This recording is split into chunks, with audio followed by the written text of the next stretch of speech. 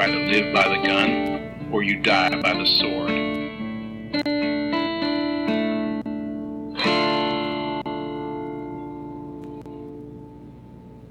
Between the... So close. I can't do it. Between the... Between the time when the oceans drank Atlantis and the rise of the microphone, there was an age undreamed of, and unto this, the good, the bad, and the weird podcast was destined to wear the jeweled crown of best podcast ever upon their troubled brows. It is I, Nicho. And I, Chris. Who alone can tell thee the saga of Conan the Barbarian. Welcome to the Good, the Bad, and the Weird podcast. We're covering Conan. And that was a wonderful attempt at Arnold Schwarzenegger's early accent. That was horrible. And the reason I wanted to do it, dropping hard facts right away, is of course they originally wanted him to do the narration, but... And he spent 18 months with a voice coach trying to get rid of the accent. And I will argue, as now I have followed his career, and especially his early career, I would argue closely enough. I can tell the difference. Mm-hmm. I do think the accent has improved in this movie. He still was given minimal lines because he just really could not kick the accent. Yeah, it's no Hercules in New York. No, it's much better. And he does actually have dialogue in this movie. Oh, yeah. So like not a lot of dialogue, but like this is not a silent role from him. No, not at all. So, I'm okay with him not have done the intro. Because also, I feel like having him do the intro would have really just solidified in my mind that the wizard character, super useless. Oh, yeah. I mean... now he's at least the narrator. It at least kind of tries to tie everything together. Which I appreciate. But this is our deep dive that my cousin Riley, who won the game of bingo, picked. And the reason he picked Conan, in his words... I picked this movie for the full episode because, well, it's probably my favorite movie, and I've wanted these two to do it for this one for a long time. Nico knows how much Arnold Schwarzenegger, and this is definitely how much I love Arnold Schwarzenegger. This is definitely my favorite Arnold movie. I can't admit that I don't think you say this movie has aged like a fine wine, but it has aged like fine cheese. That delicious, wonderful 80s cheese. And I cannot agree with him more. Mm-hmm. I think, so this was the role that really solidified Arnold Schwarzenegger worldwide.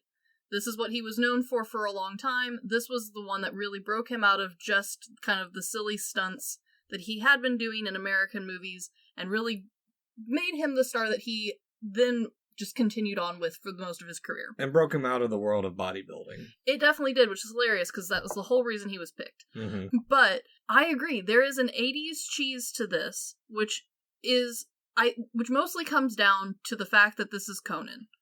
And that is the best part of this, because this has not died. If anything, I would argue we are experiencing a bit of a renaissance in this style of storytelling. Mm-hmm. Granted, now there's a lot more lasers and a lot more glitter, usually thrown at this story.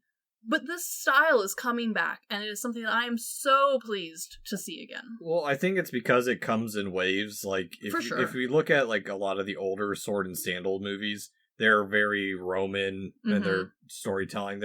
They don't lean into the style that this goes into is more of a mature style compared to like even like Lord of the Rings that's because it's roughly in that same era. It's sword and magic, sword and sorcery. Yeah, I mean it's based off the characters of Robert E. Howard, which yes, for those who don't know, was a very famous after his death. Unfortunately. Pop author. Yes. Conan's first appearance was 1932. Yes, which I didn't realize how old Conan was because 1932 in Weird Tales magazine, this is 5 years before The Hobbit was even released. Yes, and this was just the beginning of Conan. Conan, even without this movie, Conan appears in video games, TV shows, magazines, comic books. Marvel owned him. Honestly, Marvel had ties to this before this movie happened. Mm-hmm. Crazy. Conan is for most of us, because of Schwarzenegger, this is what we think of as Conan, especially now. Mm-hmm. But Conan is much like Hercules and has existed long before Schwarzenegger and will continue to live. And we'll get into the classic iconography of why Schwarzenegger was chosen. Of course. But Conan the Barbarian, the story's by Edward Summers and written by John Milius and Oliver Stone. Mm-hmm. Directed by Milius. Yep. And it follows a barbarian on his quest for vengeance after his tribe is killed. Yep.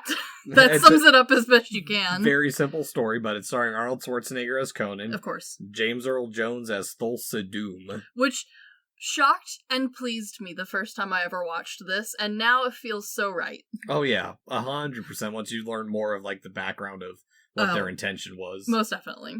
Sandal Bergman as Valerie. Mm-hmm. And Jerry Lopez as Subotai. Fantastic. I love that this is a movie that was a mix of early, lesser-known actors, and we had a couple big names to kind of round out the cast. And we'll get into that. Before we do that, our sources for Conan the Barbarian include Conan Unchained, the Making of Conan documentary, interviews with designer of Conan, William Scott, costume designer John Bloomfield, production designer Ron Cobb, special effects technician Ron Hone, special effects makeup Colin Arthur, and animators Peter Curran and Catherine Keene. Behind the Barbarian with author of Conan the Barbarian, the official story of the film, John Walsh, as well as the featurette Conan, The Rise and Fall of Fantasy Legend.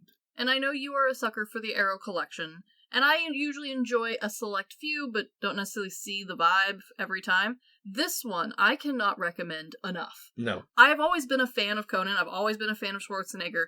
I did not know half of the stuff about this movie if it hadn't been for specifically the Arrow collection and the way it was all packaged very nicely, very cleanly, and I'm so glad you warned me about how many stuff was on this DVD, because I would have run out of time. Yes, and unfortunately, I think that set is out of print now, so... Bummer! Because it's so good, and it comes with a little book that goes even further and explains more of the themes, so... if you can get your hands on it, this is the copy I recommend you getting your hands on.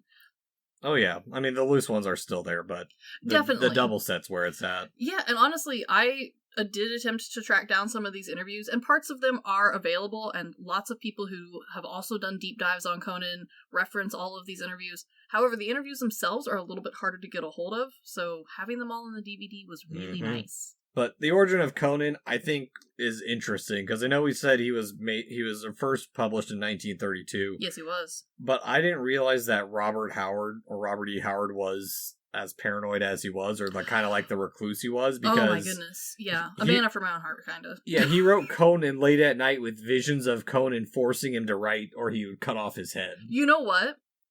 Okay, so I have a bit of a theory that some of my favorite characters in literature are characters from people who maybe were a little bit too connected to their writing. Mm-hmm. Poirot is an example. She hated him by the end of her career. She found him annoying in her head all the time. Conan being there to be like, write my story, damn it. Hilarious, but also brings these characters into such a world of their own that it kind of is a staple piece to see if they will continue on without their original creator. And obviously Conan did. Yeah, it's this kind of manic creation that brings these to life through troubled artists. And most definitely. Why the idea of the troubled artist is always successful is because we see some of this, and it's usually after their lifetime is when they're successful. I mean, Conan wasn't really popular until the 50s and 60s, particularly of interest in the 60s when Frank Frazetta did the cover paintings.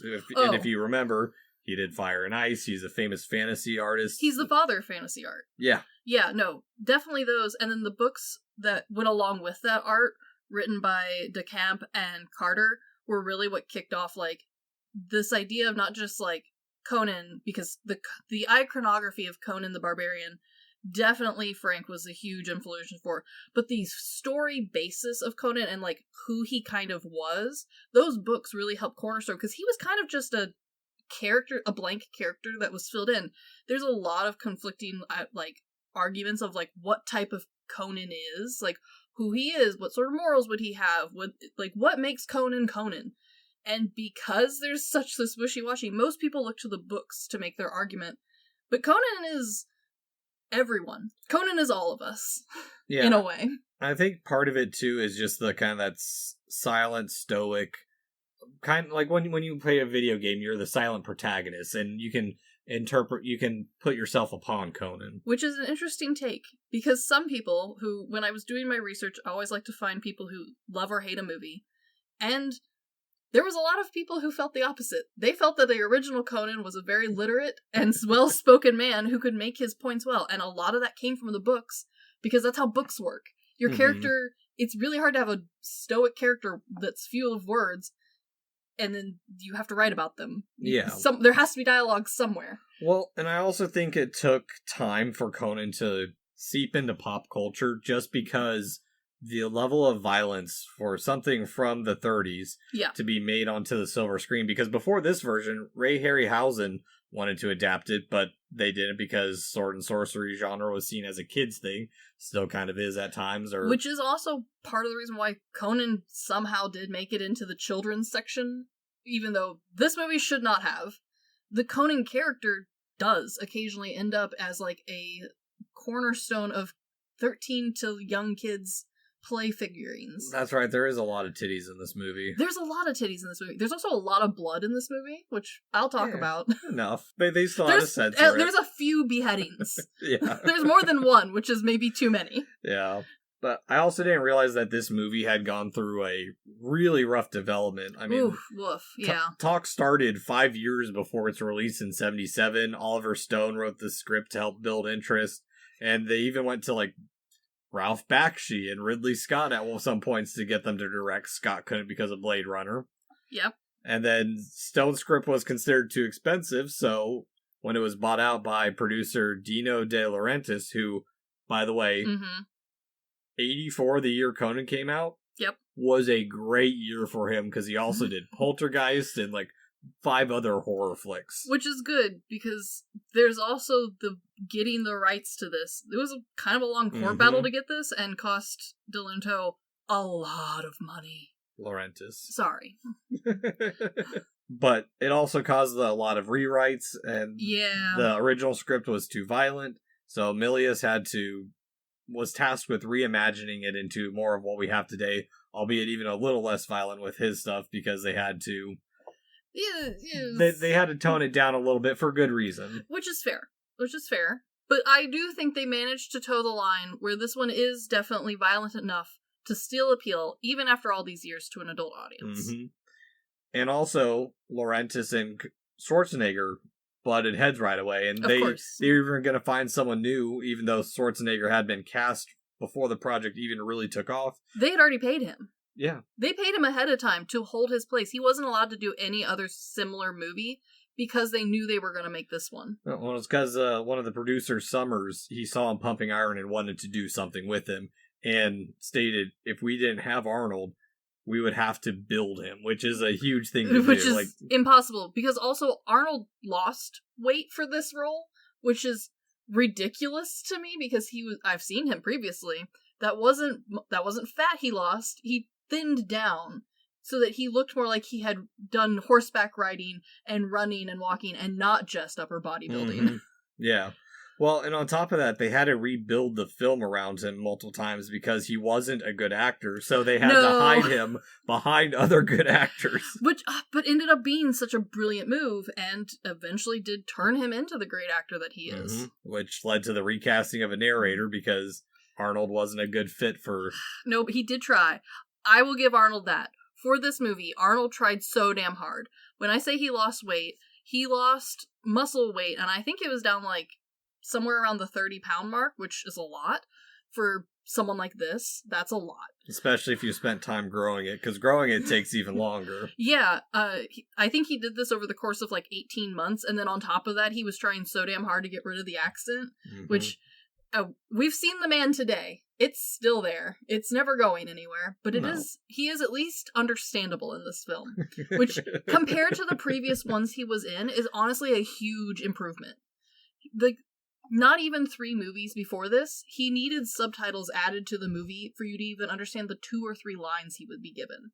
Now, maybe not clearly, but I can understand him, at least in this film. I don't want to listen to a multi-sentence dialogue from him, But I at least know what's happening. Yeah, we've seen Hercules in New York. We have seen Hercules in New York. We reviewed it. And while I loved that movie, that hurt my ears. Yes, very much so. So, Chris, before we dive into Conan, what are we drinking today? We found mead. Yeah. How exciting. Viking's blood. Well, lower thy expectations. Oh, it tastes exactly like I remember. Yeah. Oh, cough syrup city. I should have chilled it. Yeah, just... It fits this theme. I agree. So, Conan the Barbarian. Yes. That which does not kill us makes us stronger. Friedrich Nietzsche. Yeah, and in this movie, that is the whole idea. Yep, so that's where the story is going. We have primal music over the credits, which is cool, setting up the days of high adventure. Okay, from the get-go, because I watched this movie so many damn times, my husband was very involved in the music of this. Mm-hmm. Very invested. The music was by Basil, I'm going to butcher your last name, I'm so sorry, Poldress. This music was, as far as I can find, the first score to openly use MuseSync, which now we kind of have a lot of different versions of this, but this was the first editing software for music that edited the tempo along with being able to, edit and not just clip music together, but actually slow down and not stretch the tape. Oh, okay. So, when you're listening to this music and you're impressed by how well the timing is happening with the swords or the snapshots or the cuts, instead of having the orchestra hand directed to that, which up until this point that's how it would have been done, this one is done digitally, which meant that our director had a lot more time to write really cool music. Okay, that makes a lot more sense, because, I don't know any of this kind of stuff. I'm well aware I'm not very musically inclined, but it's still cool knowing that, okay, that's how they were able to, stretch stuff and make it actually, fit with what we're going with. It's like, I keep getting clips from Tarantino's interviews right now, but it's how he talks about, if there was a music paste to the movie, it was always the good, the bad, and the ugly. Yeah. And so I can see it with this one too. Exactly. And this was also not the first by a long shot, but this was one of the earlier ones where the music was recorded just in stereo version, which kind of worried a few people because having the movie theater have the technology to play stereo was kind of a worry on whether or not people would be able to listen to this properly. But they spent the money to have a full orchestra from, I believe, Paris, spend multiple days recording a full concert set for this, and it wasn't just a reuse of a theme and a handful of pieces that had already been done. The entire score was for this movie, and was supposedly supposed to be released separately along with it, that was part of the original deal. It eventually did get there, but it wasn't as big of, parade that it was originally advertised it was going to be. They kind of assumed that this was going to be the big epic, and you were going to buy the CD, you were going to buy the posters, it was going to be the whole thing. It eventually got there, but they really went full Pirates of the Caribbean crazy on the music for this, in anticipation of making a lot of money back. And they did. Yeah. And they did. But I also like the way it sets things up as this kind of in-between time, where the movie was envisioned, or this version of Conan was envisioned to be 10,000 years in the past, which makes no sense. It's prior to recorded history, which is really cool too. And also I'm excited because I get to bring up Japanese movies multiple times in this. You sure do. And some of your favorite ones, even. Yes. But the narrator was told to do this in the style of the voiceover in Seven Samurai. Which makes a lot of sense for how much influence the Japanese cinema had on this film. Oh, yeah. More so than I was ready for. Yeah. But even then, when we start to get, the start of the forging of Conan with the black screen and liquid pouring into the mold. Which looks so cool. Simple intro, but, the detailing is, super cool, because it's setting this up of, okay, this isn't going to be a happy movie to start off with. That which kills us makes us stronger. Hey, we're making some metal. We're making weaponry. But also there's some, weird things going on, too. Conan's mom in the back, when they focus on her and she's, wrapping the hilt with leather, she's just, holding the leather out, moving it just ever so slightly and never actually, wrapping it. Yeah, there was a pretty big gap between people who were just hired and high-level actors who spent a lot of time getting ready for a role. Mm-hmm. And you can see the difference in this film. Not necessarily a bad thing. I think it adds to the delightful cheese and rewatchability. But it is blatantly noticeable. Oh yeah. But it's also a lot of, like, it's one of those things where my brother and I have talked about it a couple times. He's had a hard time going back and rewatching some anime. Sure. Because of how much exposition, and Conan kind of does this, or not really exposition, just lore building. I agree. Where Conan, we have the setting up of Conan's people. Mm-hmm. It feels very storybook-like, so it works. Yeah. That sword is the way of life, trust in steel. Mm-hmm. Like, it's a good...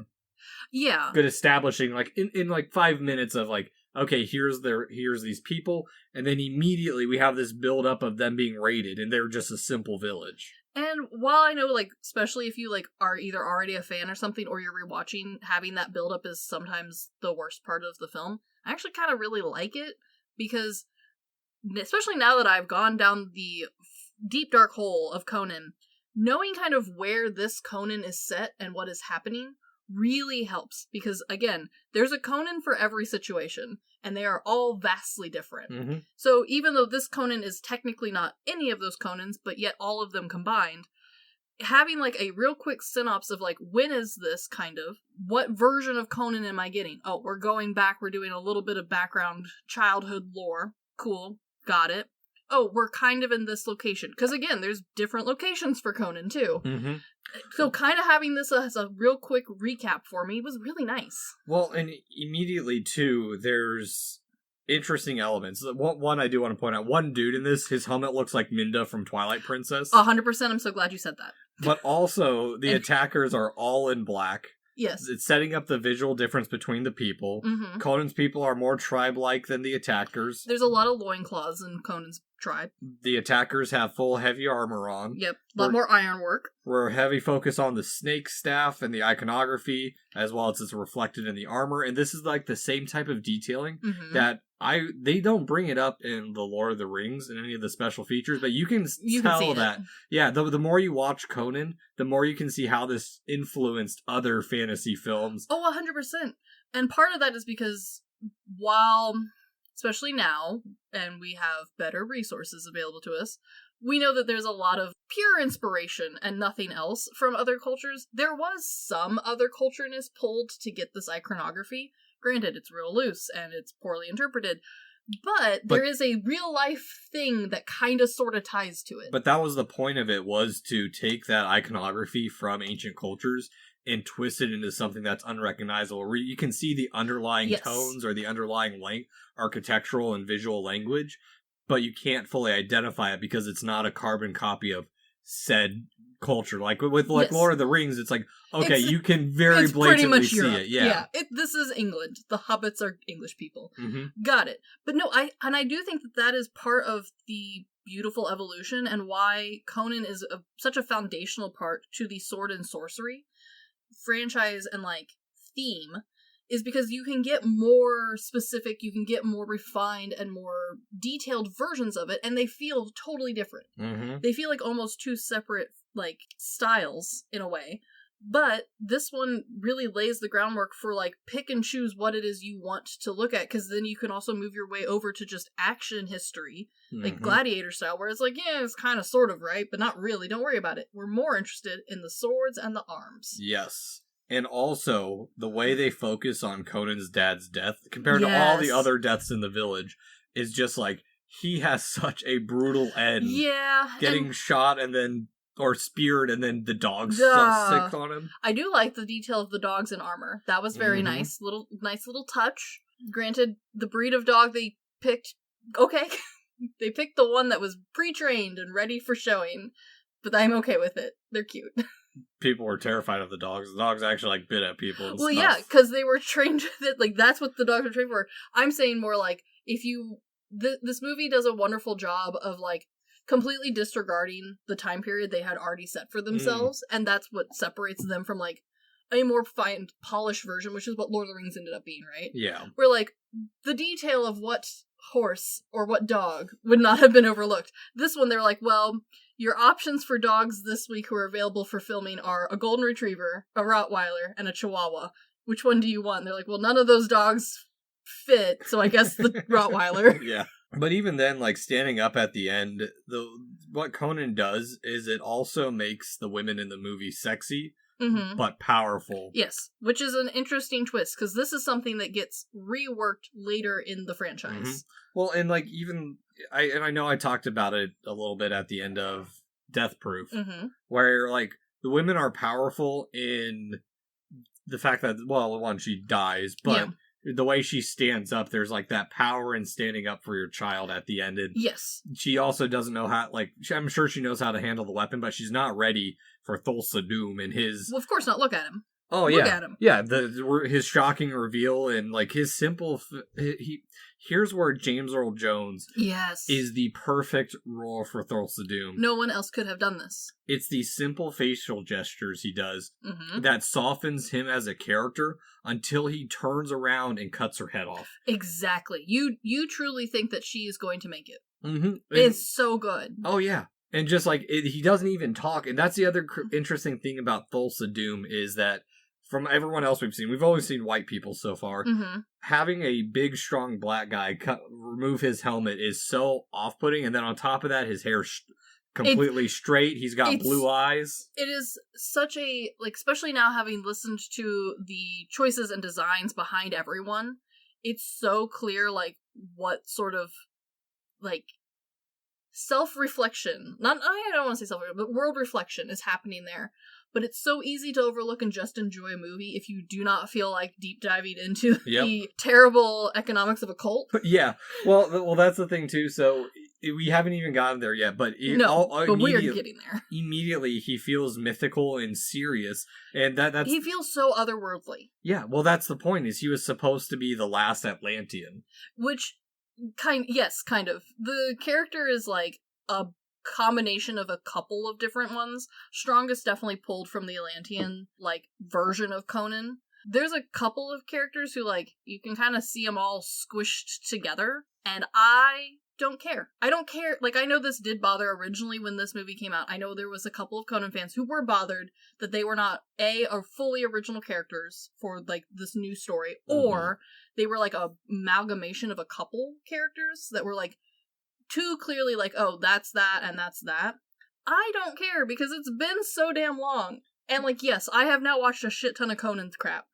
I still don't care. Well, you also have to adapt, like, from book to screen, and, like, which story do you pick? Are you going to pick the fan favorite? Well, that's going to upset someone who likes this one slight story that's the best story, but it's not long enough to make a movie. Well, that's the thing. Most Conan stuff wasn't long enough to make a movie. By this point, we had some comic books, we had books, and we had short stories, and we had some magazine stuff as the majority of the Conan franchise. And granted, there was some longer-esh stories, but they really did not hold up enough for a movie, and even the characters themselves were meant for magazine quick storytelling. So I'm okay with the amalgamationness, and I think they ended up working out, because now we get this Thulsa Doom character who, he has all of these extra layers that end up reflecting a whole different thing.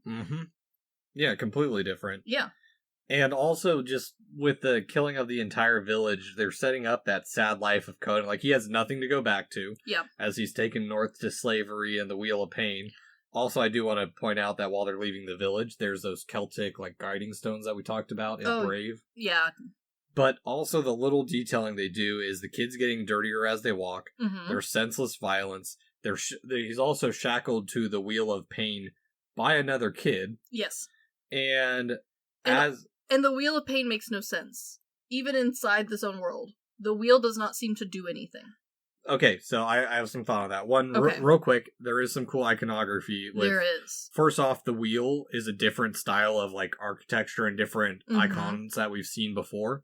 But also, as he's walking, there's it starts off with all the kids with him, and then it starts there's a couple that drop off, and then it's just Conan, but there's a singular track around the wheel that only he's been walking, and it's indented in the ground. But what I think it's interesting, because it acts more as like a training ground to get to the strongest fighter. it makes his fate feel even more tragic because it does. It's supposed to make it feel that he is the last of his tribe now too. No one else has survived past it. As far as we know, we don't know if maybe the other kids were sold off earlier on, but he is as far as we know. It's implied they're dead. Yes, heavily implied.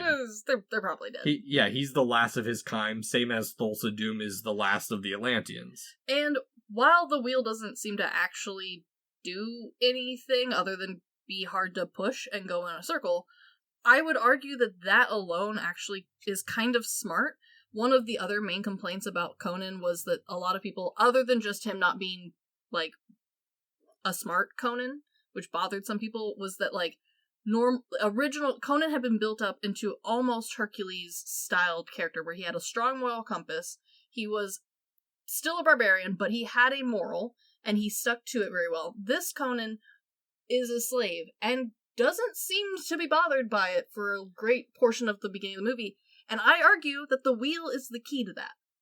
Because he has spent his whole damn life going in a circle, watching everyone else he knows die. It's like a caged animal. Like, you go to a zoo where the cage is too small, and it's just that animal that's been pacing back and forth all day for 20 years. Exactly. And so I understand people's complaints of, like, oh, my Conan wouldn't have ever stood for this. Your Conan didn't stand behind a wheel and walk for what appears to be 10 years. Well, and that's the other thing, too, is Conan is morally ambiguous, where, like, what he ultimately does is sometimes for the betterment of the world. But in reality, it's just for him. Sometimes it's better for him. Yeah, sometimes it's just good for Conan. Yeah, well, and even then, like, we don't have any emotion from him. He's such a cold person, because when he's thrown into the ring to fight the other dude, who has filed teeth, that is scary. He's not even explained what's happening. They just throw him in. With nothing. No weapon, no armor, nothing. They're just like, go. Here's Tooth Man. Yeah, exactly. Okay, and this is where I'm glad we brought up the lack of emotion against Tooth Man. I would like to argue, and I think it works out. There's a little fear.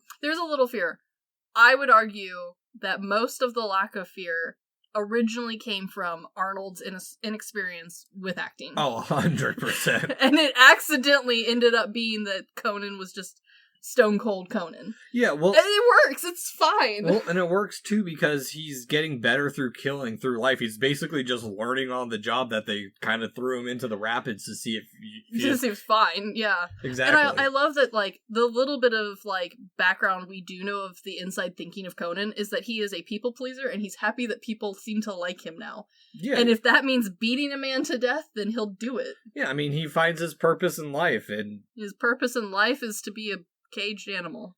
Yeah. In a human zoo. Pretty much, yeah. He's basically cattle now, compared to, like, what we see down the line.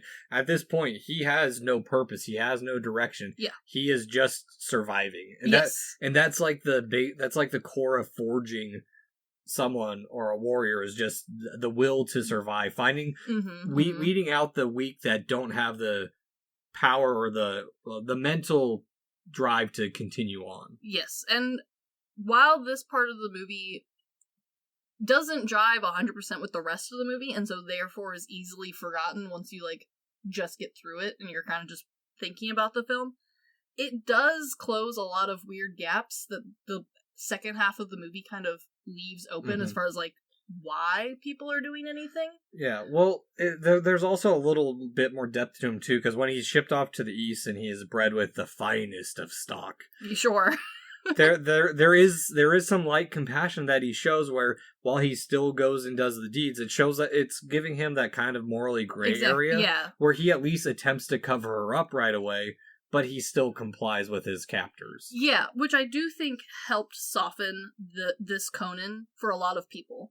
This could have very easily been just the barbarian portion of Conan, as opposed to other books where he was so gentlemanly he was almost not a barbarian anymore. Yeah, well, they actually cut a scene from the pit fighting montage where he where he killed a female pit fighter. Which would have been interesting, because that does imply more heavily that the women in this world fight, and it's not uncommon or weird. Yeah, or how more messed up the movie is. I mean, that's true. Or their world is, because that's the other thing, too, is, like, where do you toe the line between savagery? Because I was talking with Riley on the new Conan, Because I did watch the Jason Momoa remake. Yes. And they tried to be edgy, but they also played it really safe. They played it very safe. Whereas this one it plays it safe at times, but at the time when it came out, it wasn't.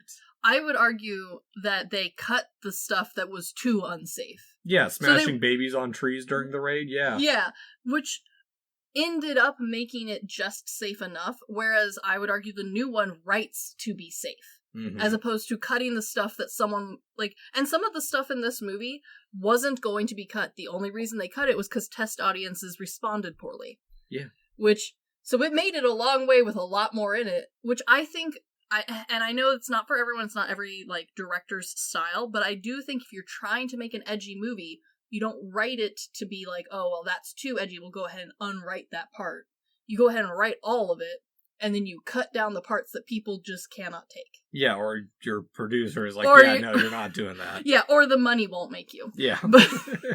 But I do like that they kind of set him up as this martial arts expert without, doing the whole Karate Kid kind of thing, where he's, unstoppable because of his martial arts. He's just trained in war, which he did actually train for all his moves to feel second nature. Which, again, very impressive, because I do think that the sword handling is much more smooth than I think it would have been seen pre-Conan versions. Oh yeah, no, there's in one of the commentaries they show a photo of him with the guy training. I don't remember the dude's name, but Conan sent him a thank you signed autograph of Conan holding a katana. And I'm like, not Conan, just Schwarzenegger holding a katana. And I'm like, I would never have expected to see Schwarzenegger doing that. But. And honestly, I do think it was this level of show that he was willing to put in the work that helped propel him, because this movie wasn't popular just in America. This was popular worldwide. Mm-hmm. And we've said it many times. If you put in the effort, if you put in the dedication and the love, people will find it and see it. Mm-hmm. And I think that's what happened here without any doubts. The other thing that I like is that this Conan is not impervious. Just about every battle he ends up bleeding somewhere. It's never life-threatening. Could have been, but not. But it's enough for you to feel like he has real danger. And that's what sets up Conan, is while we are introduced to Crom and there's mentions of other gods, the movie isn't about the gods or immortals or... It's just Conan. Yeah. It's just Conan, and Conan does not give two flying rats' butts about any of these gods. No. But also, it's this weird... a little bit of an origin. It's not like a rags to riches, it's rags to being basically a filing cabinet for the Mongolian army. It really does. Basically, he's their war council. He sits on the table and they quiz other people around him. He's their Alexa device. Yeah. Yeah. For war, specifically. He's their war Alexa, yeah. And also, he finally speaks 24 minutes into the movie. And honestly, it kind of pays off. No, it doesn't, because he just quotes Genghis Khan. Okay, if you didn't know it was Genghis Khan, it feels cool.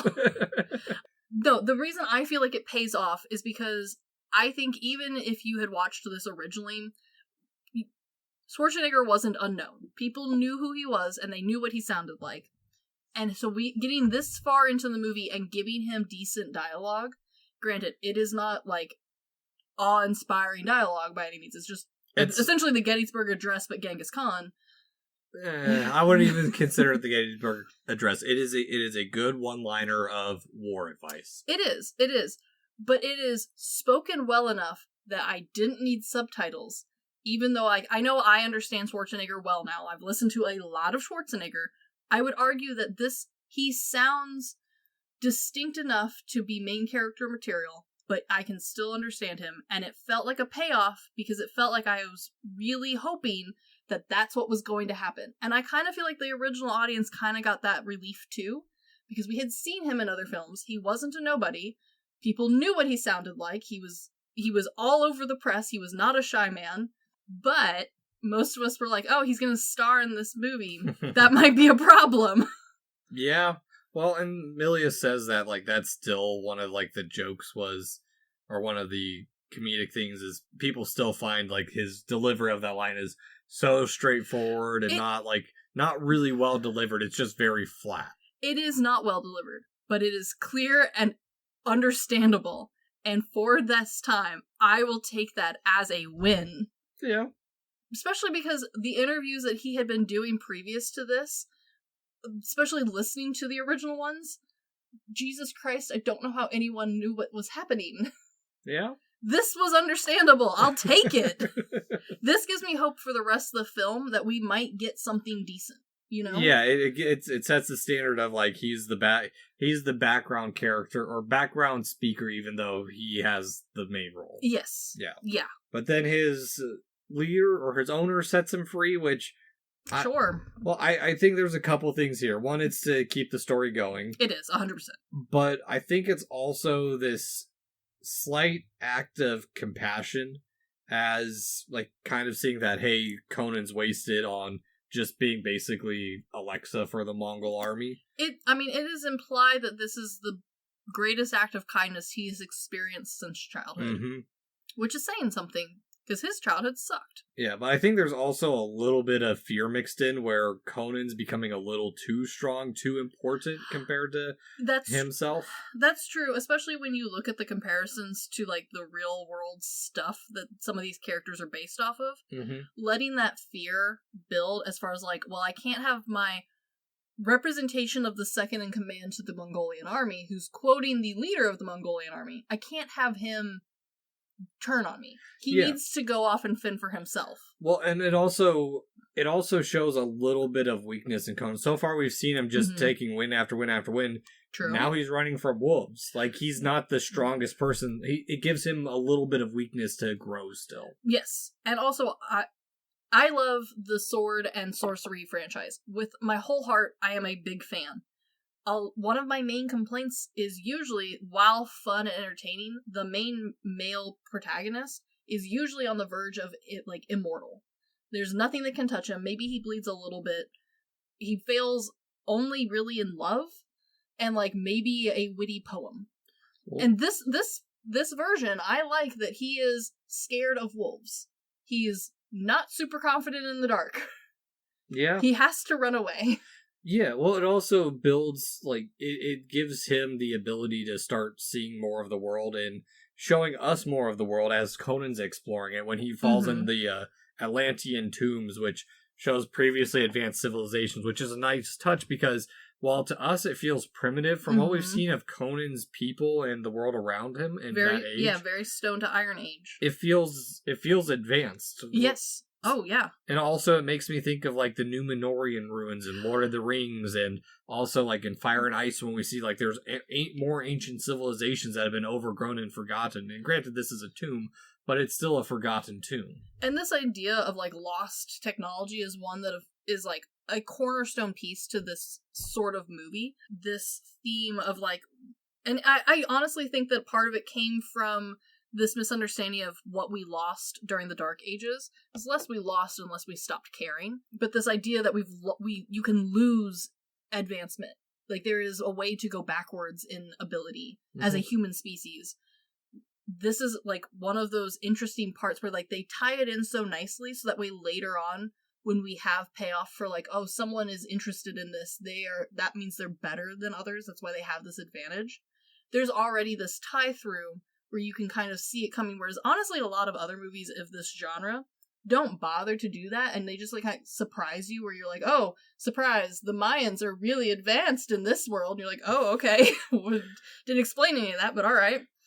Or Hercules and the Son of the Sun. Wheels? You don't know what wheels are? I will show you what wheels are. Wheels are how we move entire cities. In Rome! Anyway. Yeah. But it's also a good chance to have Conan actually, even though he's still afraid, he still builds as a character. Yes. There's kind of this passing of the torch from the Atlanteans with his sword, but then when we see him again, he's wearing the wolf pelts. Yes. And I mean, it does feel more like a completion of the character that he's built on, right? Mm-hmm. We're starting to see him not just be a strong dude who's good at fighting, he has some thought planning, and he has some luck on his side. Yes, but they also do that in making it, they continue the uncertainty of everything, too, with the lack of music when he comes out, too. So it's all just nature sounds. Yes. And then it's that slow, uncertain building of the drums as he basically just walks up to the Wolf Witch. Yes, it's very good. Yeah, and I also like that, immediately he goes for his sword. Mm-hmm. Like, he's not trusting of anything anymore still. It, again, plays back to that beginning line of the only thing you can trust, Conan, is the steel in your hand. Yes. And we get probably one of the sexiest scenes in the movie. It's close. There's a lot of boob in this film, so if you're interested, there's that. Yes, but this one is more sensual compared to the last encounter. Like, yes, it's not. It feels more free-willed. Exactly. It's not him being forced upon it, and it's also a way to like build what Conan's going to be and teach Conan, because we've been told that hey, he's going to be this important person. This is like finding that random person in a JRPG in the woods that sets you on your path to destiny. No, there's a lot of JRPG elements in this, and part of it's just the style of film where like one thing leads to another, so there's a this and that sort of situation happening, which always will feel a little video gamey. Yeah, but it's also building up that he's going to be a different kind of king, because he's going to build his own kingdom off of his power. He's not of noble blood. Yes. As far as we know. I mean, he might be noble blood from his village, but what's noble when everyone's surviving on the day-to-day? And again, this is saying that this is a Conan from scratch. We are not basing this Conan off of any previous lore that a fan would have needed to know. Mm-hmm. This Conan will be, everything you need is in this movie. Yes. I like that. And then when she transforms... Good and spooky. It's a good setting up of Conan's first encounter with magic and setting up his fear. Yes. But also, I'm glad I had the right mindset on this, because they did mention something later down the line.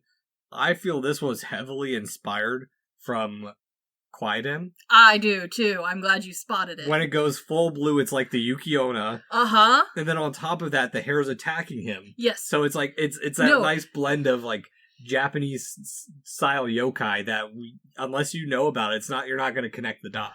I completely agree, and I think another part that seems like it was a very nice even blend for the magic for this was the way that this is built up is so similar to how Quaiden builds up the horror of the yokai, where it's like everything feels normal, everything seems normal, and then it builds into the monster happening. And it's always done in like the twist of someone becoming something or a thing becoming the enemy, as opposed to like you've been stalked this whole movie and you know kind of sort of what's coming. It's a complete surprise usually. And so I feel like this is 100% that, and it's a nice change for how a normal sword and sorcery movie would have done, like a surprise. Normally it's so quick, it's like, and then she's a witch, ah! Yeah. And or using a classic historical character who you already know is destined for greatness. Or a classic bad guy. This one, you knew something was off. This was not the direction you thought it was happening. Exactly. It takes you aback a minute there. And it works well because you're getting the same sensation that the character's supposed to be receiving. He's never experienced anything like this before.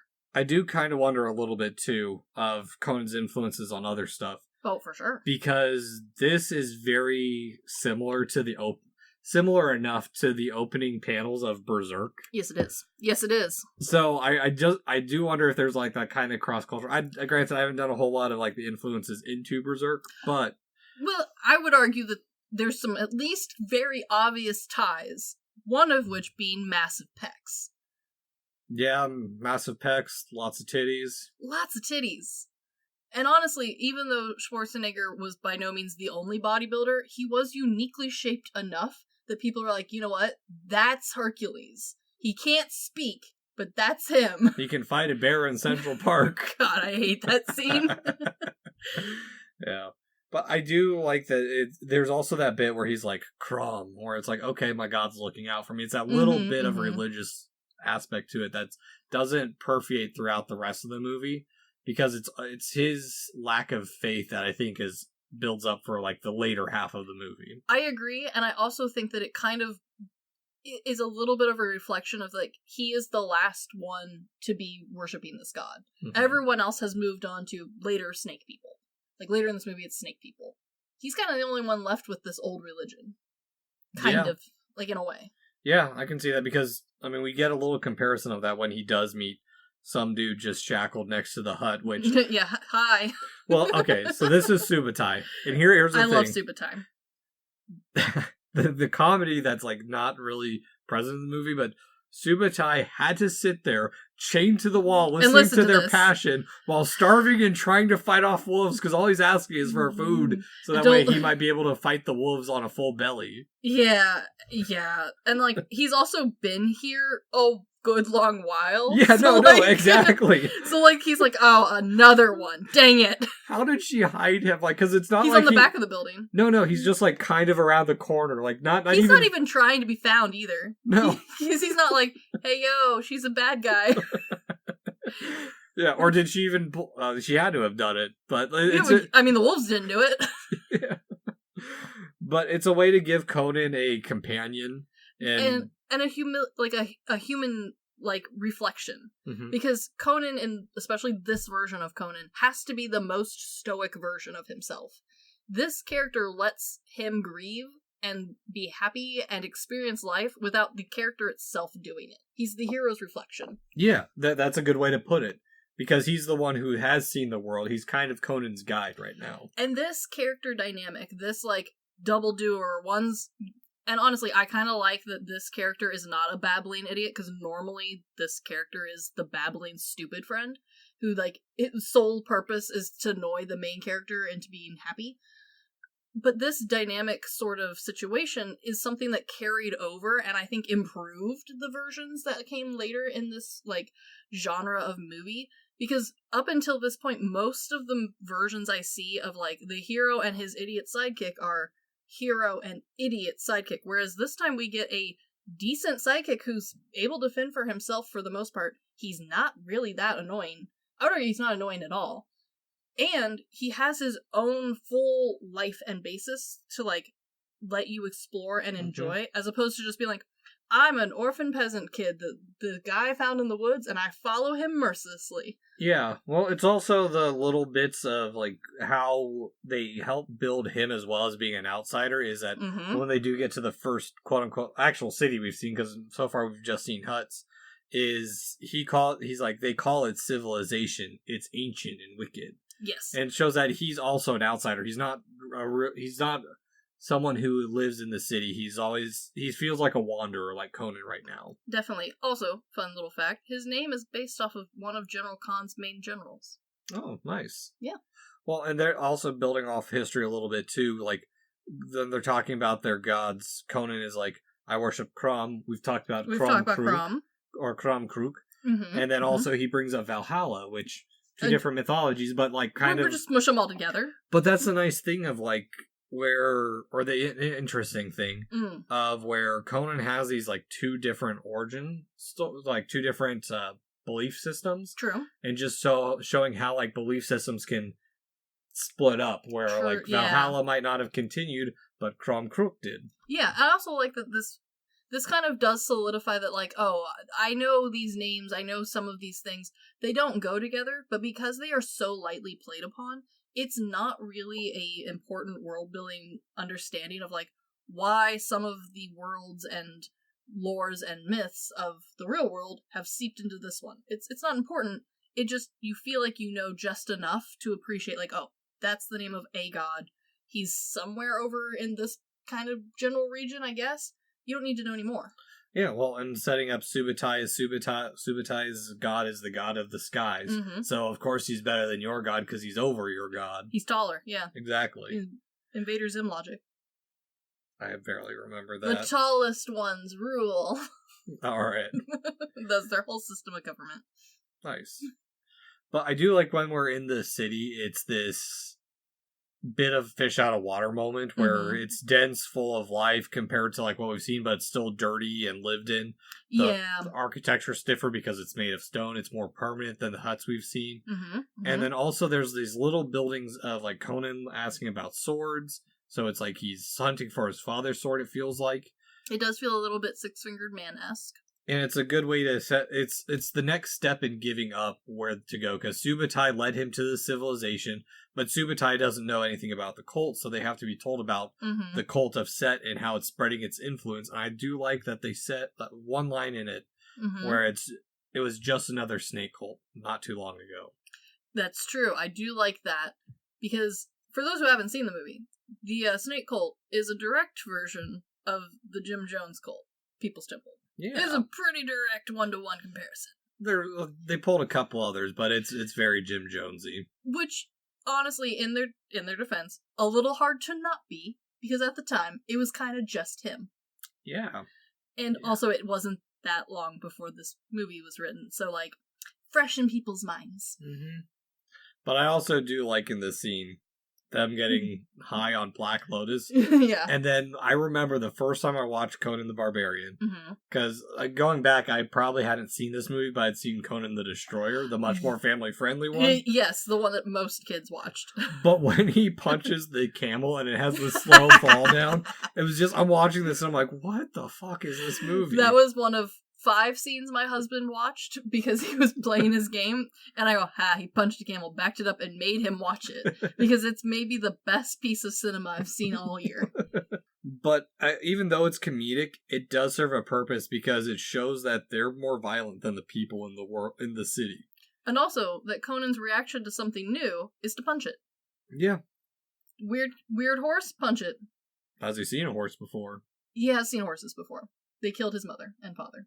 Oh, right, yep. He's seen horses. The horses didn't kill it. The people on the horses killed it. That's true. We think.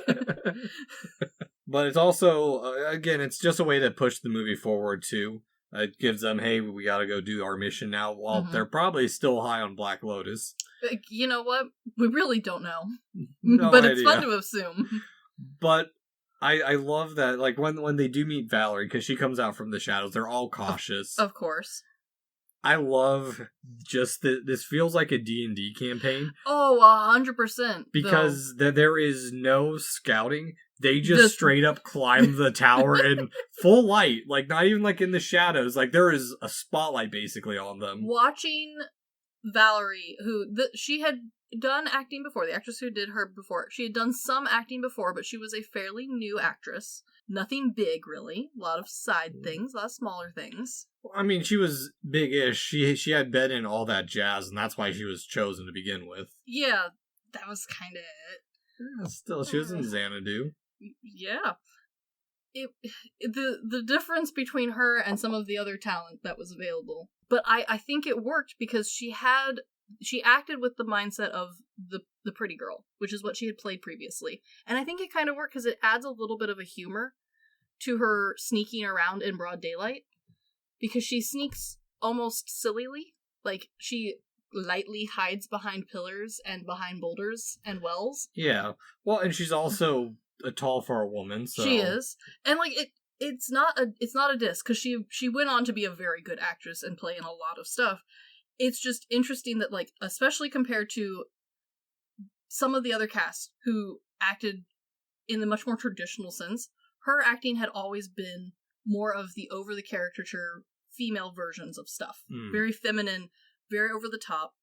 And she was given this kind of different role. This is much more of a warrior-based role, a much more independent lady. And we're going through and watching her sneak through this temple in a very silly way, because she kind of tippy-toes from one column to the next. And, someone might be seeing me. Quick duck. Well, she also disguises as one of the cult members. She does. I like that her character is written smart, and I think she plays it really well. But you can see where there's, like, a direct direction of, like, you're going to take that one out, and then you're going to steal her costume. Versus, okay, you're hiding through a cult, and you can see her be like, and then someone would spot me. Ooh, duck. Yeah, or Conan and Subutai. Who are just... going into the sewers. Oh, the nastiest sewers, and there's no reaction from either of them, and it's kind of great. Yeah. Well, I also do like, once we get in the tower, the architecture, it's a much stiffer architecture as well, but... It feels fantasy in a way, the architecture for this place. But the texture of the tower continues that snake motif where the coils are, like, winding always upwards. And then on top of that, the inside feels Egyptian-esque. Yeah, there's definitely ways for that. Oh, yeah. Well, and also the spikes are facing into the pit like fangs. And there's carved cobra shapes on the ritual column and a little bit of the tail on the lamps. It's beautifully detailed, especially for a genre that is famous for having maybe 2 sets and a piece of wood to throw at stuff. Yeah. Well, normally we're filming in the middle of the woods because that's all we had the money for. So I'm impressed we have sets. Yeah, I'm looking at you, Beastmaster. Oh man, that one's real rough. Honestly, the sets for this one, while logically the architecture is like piecemealed together bad enough that you kind of like question what's happening here, because you're telling me the sewer's just the basement? The whole basement? That's a little weird.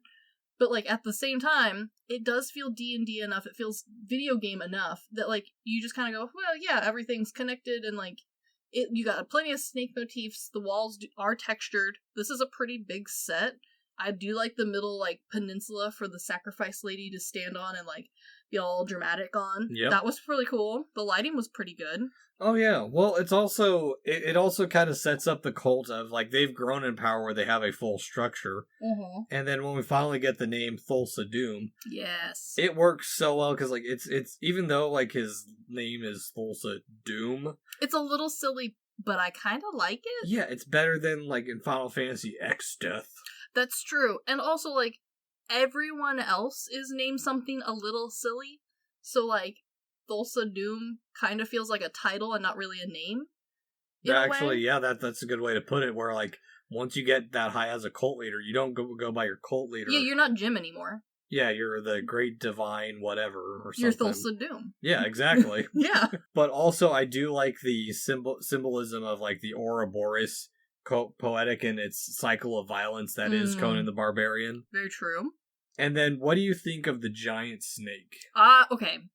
I love and am terrified by the giant animatronic snakes of the movie-making world. This is a much earlier one, and a very expensive snake at that. There was 3 snakes made. This was the moving snake, and he was, unfortunately, too big to fully fit on set. So this is only about half of the snake. Is he a little ugly? Yeah. Yeah, he is. Is he snake accurate? No. No, he's not. Is he kind of cool? Yeah. Yeah, 100%. yeah, he's cool. Well, and that's the thing. I think the reason it holds up so well is because it is practical effects, even when they chop its head off. Which was a different puppet. That was one of the 3. Yes. But even then, like, the only thing that I find odd about it is, like, there's a couple parts where, like, you can tell where the joints are. Because it bends like paper instead of, like, or fabric instead of, like, skin. Very true. Granted, while this is something that I'm really glad that we had the version of the movie that we did, because there was so much extra available about Snake. I do wonder if this snake helped inspire all of the other robot snakes that we have had throughout cinema. Anaconda. Which arguably is maybe the best robot snake ever. Super cool looking, looks super realistic. I know we're getting new ones coming out hopefully soon, and I know there's some new ones that are not for movies specific, but for theme parks. Those are very cool too. I have seen those. But this one was kind of a first as far as like the scale that they went to for it, the technology they poured into it. Like they used airplane technology to help make it light enough to still move. This was not just a puppet, it had full like robot parts. Like this was a robot, not necessarily a puppet, which wasn't necessarily like the cheap way to do it. The cheap way would have been strings and a man in a suit. So like I applaud the effort that was put into Snake. I think all 3 versions of Snake also look continuous enough that I did not know they were 3 different ones, which is usually a huge problem with having like gigantic scale mock-ups of stuff. Even Jaws, you can tell which Jaws is which Jaws, because the scale's a little different, the film's a little different, each one looks a little different. The later Jaws, yeah, because they only had Bruce for the first one. They had more than one, because they had one that was cut down the side. He sunk. They had like the top half of one. Then they had the one that got pulled through the water. But then those aren't like the full shark. It's just pieces of it to yeah, get the well, effects. They wanted full ones, and they ran out of money, and they kept sinking him. Yeah. But that was a different problem. They had water to deal with. Snake had no water, thank God. Yeah. But they did have the issue of how do you get this sucker in the set, which they didn't think of too well. Now we know.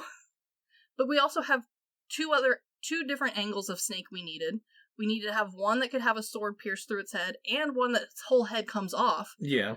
Like, they're continuous enough that I did not realize this was 3 different ones, and I was honestly pretty impressed, and I do think the Snake, while yes, ugly, I do think he holds up. I think he looks good still. No, I completely agree. That's the thing. I still just like practical effects because they just always hold up. They might be cheesy, but they're always going to be of their time, and that's it makes them real compared to CGI. I agree, and while I know I give myself a lot of leeway as far as loving a cheesy prop or practical effect, I think the dedication and effort and technology that went into Snake is enough to make him last, even if you do think he's ugly. Knowing how he was made, listening to people describe, and like seeing all of the inside bits for him, super cool, and I think gives a lot of grace to any awkward movements or honestly bad texturing that Snake had. And also, the head chopping off scene actually turned out really cool. Oh yeah. Well, and I also just, it's a fun part of the escape of now he's bested the pits, he's bested a giant beast now. I do love that he doesn't have a ton of trouble besting Snake either. No. It was kind of nice because like he's been fighting in a pit for a long time. I'm kind of glad that he was able to just immediately use all those skills. Well, yes and no. So it starts building up something that I'll get to later on, but with Subutai, he needed Subutai there. He definitely did, and I do think that is... You do feel like maybe he still could have won. It would not have been that fast, though. No, or he probably would have been maimed by it. It is implied that maybe he would have been crushed. Well, he would have been killed because he was hypnotized by the... That's true. Symbols of the snakes. This is very true. He was war flashbacking at the time, so... Yes. But I do like their escape. It's just fun and stupid of them just jumping off the tower into water. Again, it feels D&D sort of styling where it's a this, then that sort of storytelling. But this time it feels very fulfilling and like enjoyment because you really don't know what will ever happen next. Exactly. But I do like that with surviving this first heist, there's this unbridled freedom that Conan gets, and they're toying with the romance, giving the jewel to the girl, but I don't know, I feel like Subutai gets a little shafted here, where... Yeah, but not as much as a soon-to-be-introduced character, so, I'm kind of okay with it. Yeah. Because also, this movie is a full-length movie. It's not disappointingly short. I think we're kind of getting close to that 2-hour mark. But for how much action it is, and for how Conan-focused it is, we really don't have a ton of time to talk about the other characters. We need her to be important. Yeah. And we know that. She has a very specific role to play, and it's a traditional role for all sword and sorcery sort of movies. But it's kind of a cornerstone piece to this sort of thing. She has to be here and she has to die. Yeah, well, and also on top of it, it's building Conan's experience of the worlds too. I mean, and also quickly falling in love that she's interested in him. But he's gone from being breeding stock to having first sensual encounter, and now this is a romantic love. Yes. And again, would I have loved for him and his buddy to on screen had more bromance time? Yes, because apparently Schwarzenegger did go to his house and lived with him for a whole month, so that way they'd have good chemistry on set. I do think it helped. I think they do seem buddies in the movie. They have a good chemistry. They do act well together. We just don't have time, unfortunately, because if we took anything else away, it wouldn't feel as epic. Well, and also I think it's the way it's shot too, because she's never given a soft focus shot. That's true. All solid shooting, because you go to some of those old sword and sorcery movies, or any old romance movie, yes, and that's how the women are shot, is to make them feel softer and more gentle, whereas she's not. She is a strong, independent person who just happens to fall in love with Conan. But I kind of, again, I know we spend maybe extra time with her than maybe is strictly necessary, but I kind of like it because the reason we have those soft focuses in the other movies is we don't have time to discuss who this generic woman truly is. 9 times out of 10, it's just that is the love interest. She has maybe one favorite color that you will learn about her, and that's kind of it. But you don't need to, because the lighting, the way that she's focused, the way the dialogue is delivered, honestly, even down to the makeup and the costuming was all done, usually in those movies, to just kind of give you everything you needed to know about her.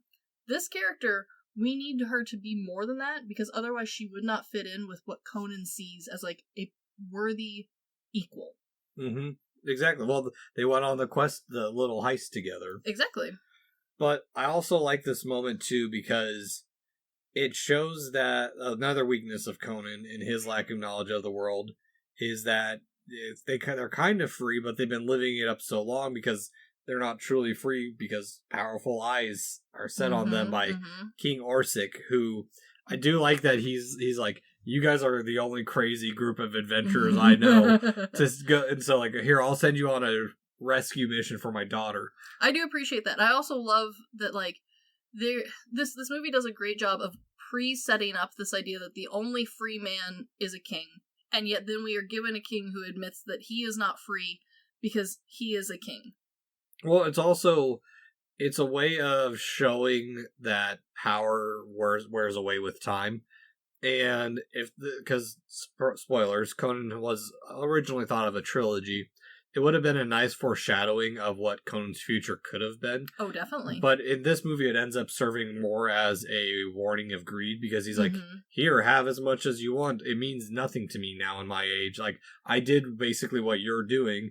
It means nothing to me now. Yeah. I do also like this scene, too, because it shows how thick of thieves they are, because they're not going to sell out Subutai. Yes. And then they already have him. Yeah, that's true. But I do want to bring up King Orsic. Yes. He's played by the legendary actor, Swedish actor, Max von Sydow, who was in Ingmar Bergman's The Seventh Seal, Wild Strawberries, The Virgin Spring. He's been in a lot of stuff. A lot of stuff. He is such a good actor in this scene, too, because... And he's also a great balance to the Thulsa Doom character, who's played by another very good actor. These two characters are able to command speech and the screen with just facial expressions and their dialogue, which, honestly, the rest of the cast isn't quite very good at just yet in their careers, some of whom never get there, but that's okay. We like them for other reasons. But it feels like he feels like the good opposite. He feels like the opposite of Thulsa Doom because he has the same acting prowess. He's a little bit he's actually more of a fatherly character than we see from, or what Thulsa Doom wants to be. Exactly, yeah.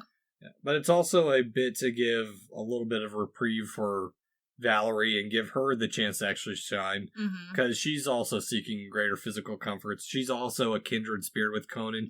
She's only lived with the cold, and now they have the opportunity to have a good life. Yeah. She just wants happiness, but Conan is so single-minded, he never looks at her during the entire conversation. Instead, he's focused on the Wheel of Pain, which, forgot to mention, that's kind of become like his symbol around his neck, kind of like his logo.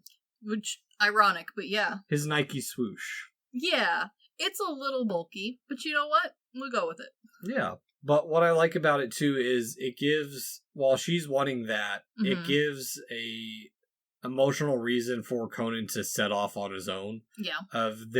He doesn't see that future with them. And it also makes the previous parts of the journey feel like it was him straying from the path that we needed to take to avenge his family and have his ultimate freedom. Because as long as Thulsa Doom's out there, he's never going to feel free. Yeah, no, I completely agree.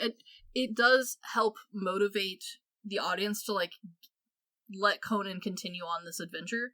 Because technically, his friends are right. They could just be done here. This could be the end of the movie. They don't have to keep going. Yeah. But they can just be dumb thieves the rest of their lives. But in, like, an interesting, like, this Conan, while morally gray, does have strong morals. And one of those morals is vengeance. Maybe not a healthy obsession, but he is obsessed. And that's part of who Conan is. So, like, letting that all build up, letting us see all of this intensity, I think helps the audience be like, all right, time for Act 2, I am ready. Oh, yeah, no, exactly. And even then, like, when he's on his journeys, there's diversion of expectations where the last time we saw Thulsa Doom in his group, black armor, killing a bunch of people, the first people we see from the Cold of Set are very hippie-like. Uber hippie-like. Yeah. And intentionally so. This isn't just us looking back on history and be like, oh, a little hippie-esque. No, this was like a direct one-for-one, like, oh, look at the hippies. Yeah. Yeah. But then when he stumbles upon the ancient and forgotten tombs, more Atlantean stuff, I do find the skeleton guards being effigies kind of funny. A little, yeah. Also, nod to Japanese cinema, the tomb is their homage to the Seven Samurai. Oh, definitely. But this is where we finally do get to meet the narrator, the wizard, because Conan needs a new good companion because he can't have too many lines. That's true. That's the whole purpose of, like, half this cast is... Unfortunately, yeah, you're right. We gotta get him there, but we need someone to explain a little bit more. Okay, and granted, it kind of worked out with the current two companions he has, because they both fill roles that are already established in the styling of this movie. They're a little bit more, like, polished through, and they happen to do double duty. Now, we have to have the sorcery part to the sword and sorcery. And so we get the least useful character in this movie. Yeah, he's a little kooky. He is useful at one point, but he is. He's just that little kooky enough and just crazy in a different way compared to Conan. Yeah, definitely. And also, the reason I've been holding off on introducing the actor for the narrator and the wizard, we have another big name. We sure do. Mako, the voice of Uncle Iroh in Avatar: The Last Airbender, as well as Aku in Samurai Jack, which I am disappointed I did not make that connection. Because honestly, by the time he was Uncle Iroh, for most of our generation, that's the only person that mattered to us. Yeah. But more importantly, he's in The Bird People of China, directed by Takashi Miike, and bringing us a Season 7's game, another round of Takashi Miike. No, you did it. Yeah, we're not having a game. I just found it funny that I could tie this into Miike again. Honestly, very easily. And even then, like, when he's telling Conan he's a little crazy for doing this and, like, trying to coach him of, like, hey, go in there. Or go in there with, like, this type of clothing on, because otherwise you're going to stand out in your loincloth. Which is hilarious, because it doesn't end up mattering. Well, it does and it doesn't. Yeah. Because even though while he's trying to sneak in, he's out of place. And part of it is he's the only person riding into this group. No one else is on a horse. They all walk there. Yes, they do. And then like, the one he does get the robes, there were a couple on the commentary where they were like, this didn't age well, we thought this gay stereotype would have been phased out. And it's like, but we see that in other cults too. I mean, that's true. Look at the allegations on Jamie Gomez in the Buddha Field cult. I mean, Catholic Church and the priests, like, it's not unheard of. It's just, I don't know why you guys were so a little disturbed that this was used again. I also don't think it was a big enough cultural point to, like, divert this, like, this clear example of what was happening. Like, this is clearly a commentary that was very 80s centric, and that part of history is still, I think, relevant and poignant enough that most people are going to understand the much bigger and more obvious implications of what was happening as far as, like, hippie movement, the cult movement happening here, the clear, like, shift between someone who was super war-based moving into a quote-unquote religious setting,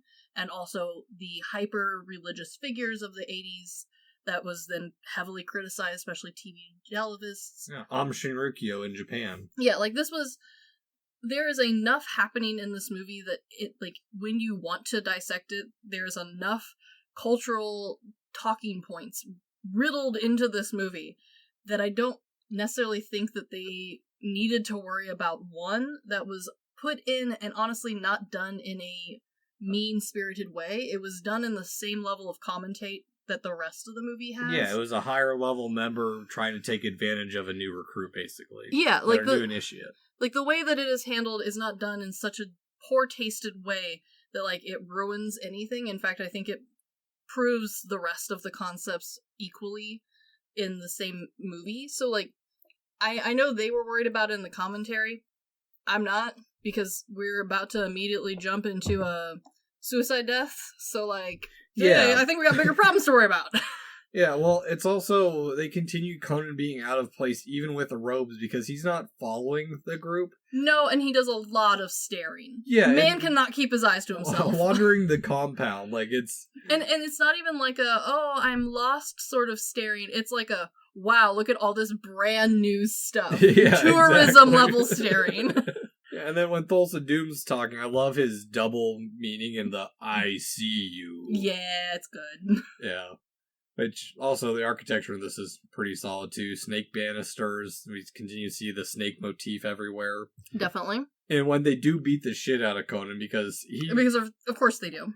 I like that the reason they're pissed at him is the snake of one of the henchmen. They're like, he raised that from egg. And it's like, that's what you guys are worried about? He killed a giant snake? Okay, but giving even the stupidest logic to have the cult decide to beat him up ends up working because it goes really well with cult theory and cult proven like stereotype of like, when you're in deep, any stupid reason that the leader gives you is good enough. Yeah, well, I think it's also interesting because he has to give extra meaning, because it's not just, oh, he's an outsider who infiltrated, death to the infidel. There's a cult-related reasoning, and even if that reasoning is flawed or not true, it doesn't matter. Leader said it, and it's a quote-unquote passion project for the group. Yeah. And so even if they didn't mean to, they accidentally wrote a really good cult example. Oh, no, they didn't accidentally. They purposely did this. Okay, so they did this based off of, like, example cults as opposed to, like, understanding full cult theory, which won't fully develop for a few more years as far as we know it. Like, the way we know it today. But it happened, like, it just proves how, like, on people's brains this was and, like, how easily accessible this information was becoming. Yeah, well, it's also, like, a good way to continue to build what an asshole Thulsa Doom is with the aforementioned, oh, this is true following, or true power. True power / respect. Love. Yeah, so like his twisted version of love and devotion. Devotion, that's the word I was looking for, where he makes the person commit not even ritual suicide. No, she just jumps to her death. Exactly. Because he lightly tells her. No, exactly. But then on top of that, he's like, You want to know the secret of steel? The power isn't the steel, but the flesh that holds it. And then proceeds to go into like a basic, like, the big old holy speech of, if I hadn't been such an asshole, you wouldn't be here. That was where my younger days. Okay, yes, that was something that just like almost made me cackle in the movie. Is he's like, why are you in here? Who are you? Why are you here? And he's like, you killed my whole family. And he's like, must have been when I was younger. I did that a lot when I was younger. It's like, what? That's not a good reason. Like, it's like that line in Street Fighter 2, or the Street Fighter movie, where, I can't remember the character, M. Bison is saying, oh, that was the most important day of your life. For me, that was another Tuesday. Yeah, no, it's giving the same dismissalness. And I understand the way it's written, I understand, like, the greater context, but the way the line is delivered is I don't remember that. Must have been when I was younger. Yeah, no. Yeah, did you forget you slaughtered a lot of people for several decades or something, sir? Like... Well, what's one village next to the next one? You really fried your brain doing something recently. You need to calm down. But I do like the continuation of, like, the pain of Conan goes through one trial. Now his next trial, it's not the wheel of pain, it's that he's being crucified on the tree of woe. I do like the stupidity of the tree of woe, because the tree of woe in the drawn original sketches looks really cool, like the ones from Frank. The art for that looks so cool. There was no way to create that, so they had to really dumb it down to get the set built and, like, in frame. So it does not look as cool, but it is still cool. But I do love that, like, because we are now doing another trial, and especially, like, a life-threatening one, we get closer and closer to the, like, Hercules standard, which the barbarian style has always tried to shift away from, because the idea is that you are more barbaric than the, like, storytelling classics, which were seen as a little bit more literature heavy, even though, like, they're in the same camp. Like, they're very similar. Yeah. So I like that this decided to, like, just kind of lean into it a little bit extra and just, like, let it happen. Well, it's also, it's not just fully letting it happen, it's also there to show that he's a fighter to the end, but it's more important to show that he isn't strong alone. That's true. His strength comes from his companions, who do end up saving him, and end up paying the price for his mistakes. Yes. Which ends up leading into another nod to Kwaidan and Hoichi the Earless when they paint his face with characters and whatnot. It's their and this nod. One is a direct nod, not even a light nod, just like a straight, like, that was cool. What if we did that? Yep. No, it's a fun little touch to it for a movie nerd. And also, like, the wizard is right here too, of, like, where he's freaking out and she's like, run away and I'll kill you, and he's like, but I don't want to be here. Like, the only reason they're bonded, or like he even has the slightest bond, is he shared an evening with Conan, like a meal with Conan. Yeah, that's like the only reason he's there. They are acquaintances at best. Yes. But also, I do like the ghosts in this. It is very good blending of CGI and animation. It looks seamless enough that even still today, it looks good. It does not feel overly cheesy, where a lot of ghosts from this time do. And it also doesn't look overly, like, tried. Like, it doesn't feel like we were aiming so far with new technology that it just looks gross or grainy.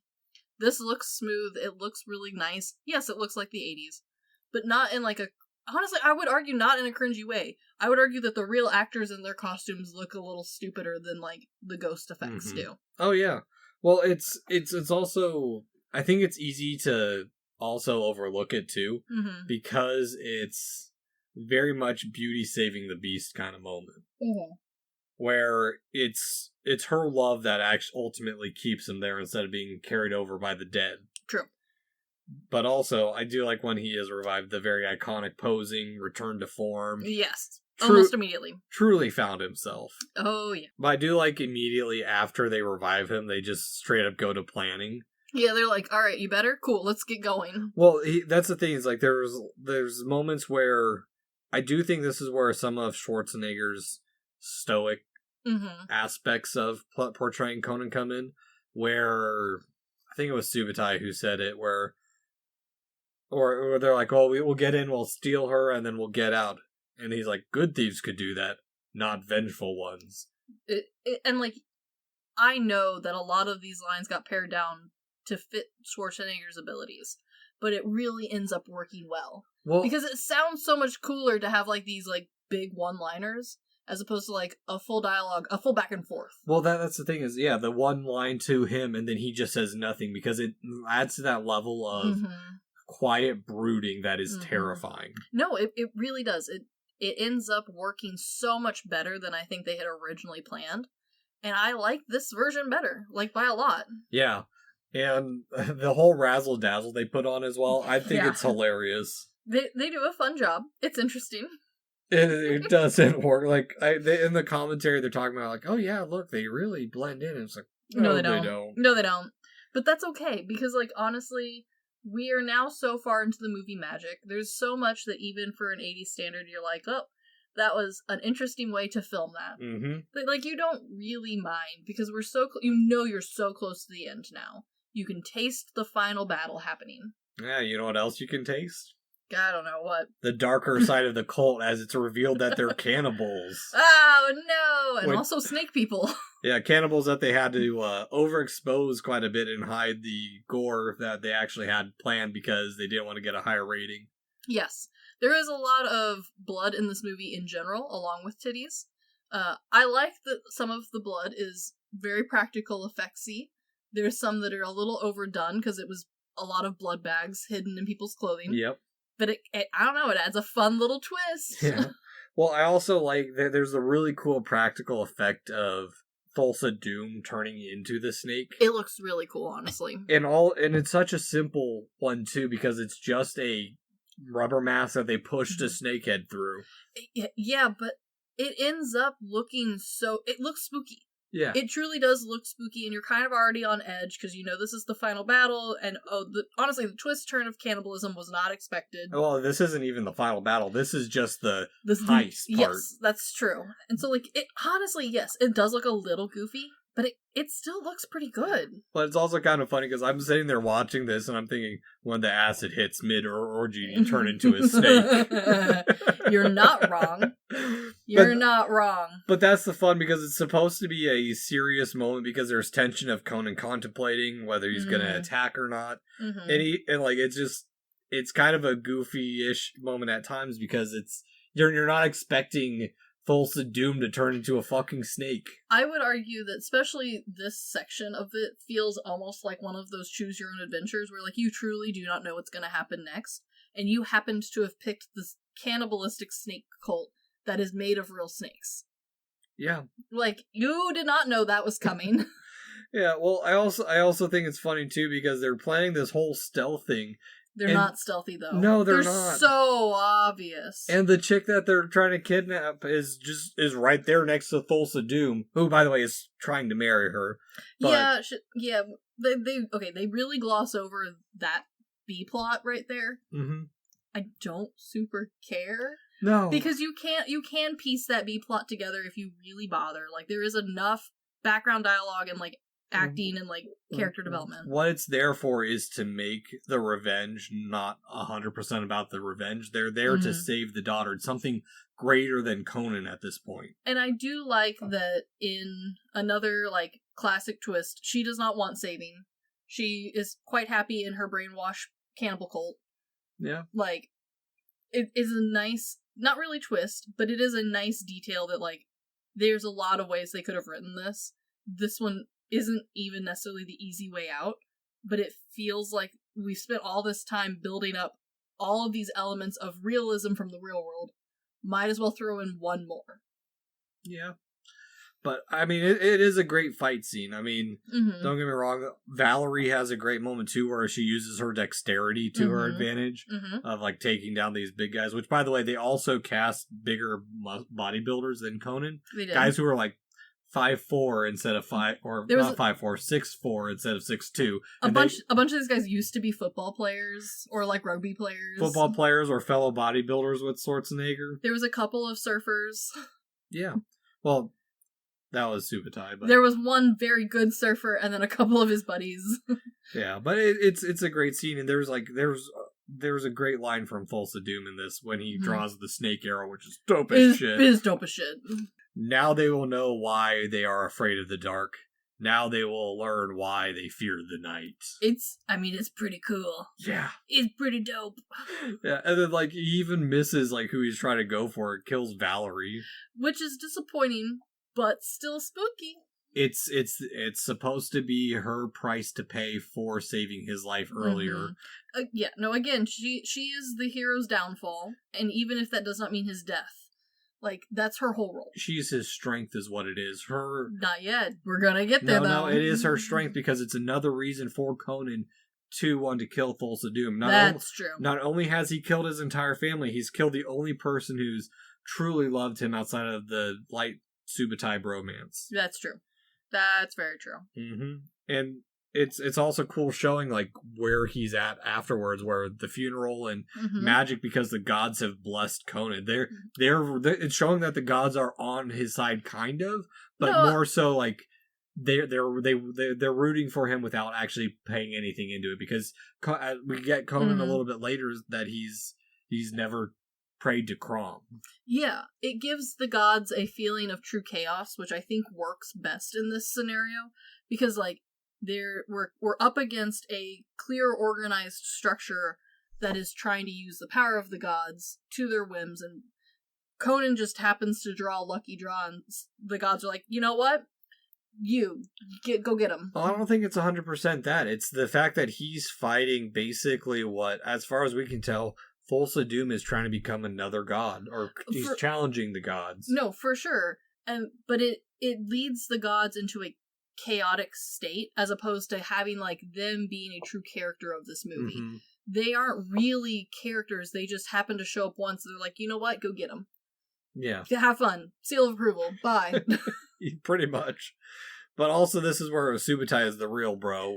He's the most bro. Because it allows the acting range to be a little bit broader of, like, why are you crying? I cry for him.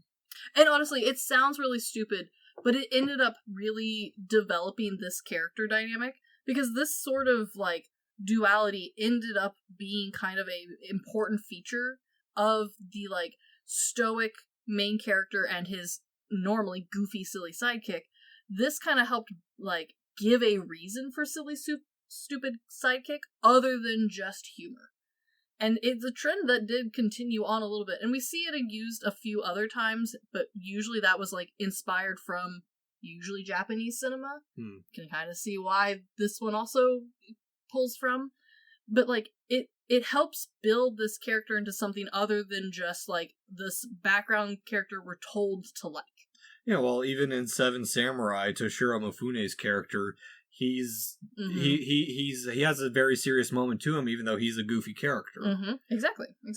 But I also like this moment too because this is where Conan he's no longer attached to the Wheel of Pain. It's a symbolic way of him breaking this cycle of continuous suffering. Of like it's no longer about the revenge. It's the right thing to do, basically. And this is where we finally supposedly, like, if this had been like the 3-part series that was originally intended, I would argue this would have been the crux of getting the rest of the Conan series the morality that we kind of sort of get in the second one. Exactly.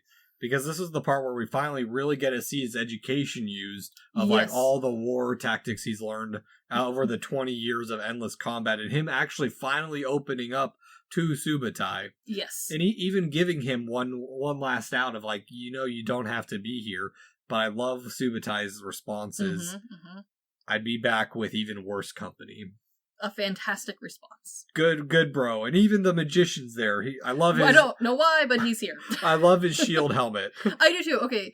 And I think the reason that the magician feels off is because everyone else's set and costume design fits the world, and then the magician is Hut Magician. He's the comedic relief that we haven't had the rest of the movie, which... And honestly, we didn't need. I like it, though. I love him in this, though. Okay, I love him because I feel like he was meant to have so much more potential in the second and third one that, honestly, I don't think the second one was the vision of that they were originally hoping for. Yeah. And the third one did not exist. We don't count the new one. That's a different franchise. That's a different Conan. And so, like, I see his potential. And, like, especially having him be the narrator for the beginning and end. You feel the potential for Magic Boy. Unfortunately, Magic Boy is barely in this damn movie. Well, well, that's the thing, is he doesn't belong on the battlefield. That's why he's awkward. He is awkward. He belongs in his hut in the desert. He's now the fish out of water, where this is Conan's time to shine. This is his life. He is at home on the battlefield, regardless of it. That is very true. It is a cool fight. I mean, the wizard even helps a bit, too. That is true. He's not totally useless, which kind of redeems him. Mm-hmm.